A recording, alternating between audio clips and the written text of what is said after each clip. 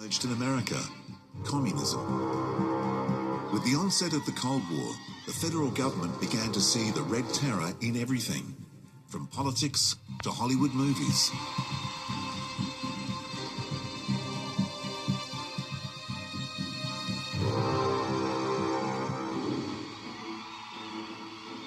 It has been said that some of you are communists. The United States government feared that the rise in support for communism would mean America becoming enslaved by the Soviet Union, two countries with fundamentally different ways of life. There's another concern that was sort of ambient at the time, and that's the sort of concern about state capture.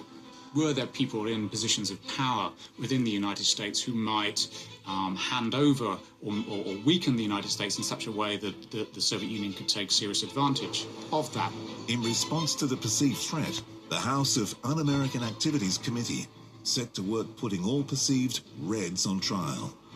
The Communist Party of the United States is a fifth column, if there ever was one. Formed in 1945, the committee was created to investigate any citizens or organizations of subversive activity and suspected communist allegiances. In early trials, they focused on their own government. The communists are red fascists. Later, the committee targeted the film industry in the prominent trials of 1947. The new set of trials would be invasive, examining people's personal lives and questioning their loyalty to the country. Members of the film industry were particularly targeted for their ability to influence public opinion.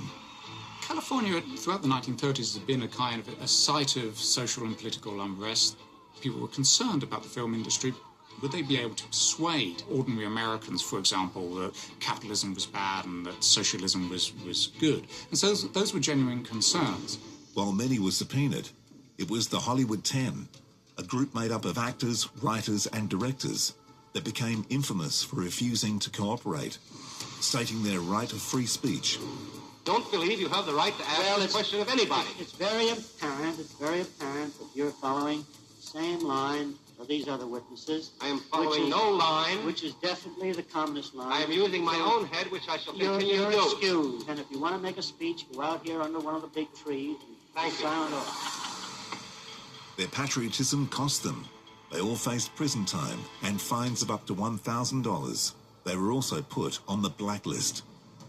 The careers of many film artists, writers and performers were tainted by such connections.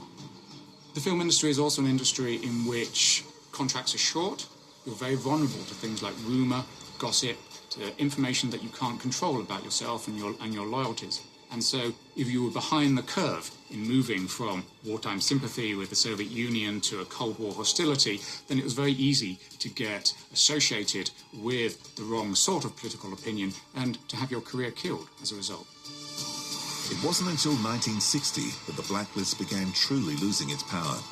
Spartacus was one of the first productions to name a previously blacklisted member of the Hollywood 10, screenwriter Dalton Trumbo, in the credits. The same year, Exodus also listed Trumbo, and an era came to an end. The committee eventually disbanded in 1975, signalling an end to the decades of national fear and paranoia.